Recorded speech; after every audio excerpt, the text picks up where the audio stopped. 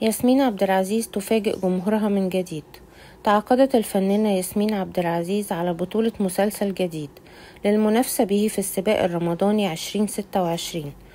المفاجأة أنه من تأليف عمرو محمود ياسين، ومن المقرر أن يعرض المسلسل على شاشة MBC مصر، ومن المقرر أن تدور أحداث المسلسل في إطار اجتماعي شعبي مختلف عن أي عمل قدمته ياسمين عبد العزيز من قبل.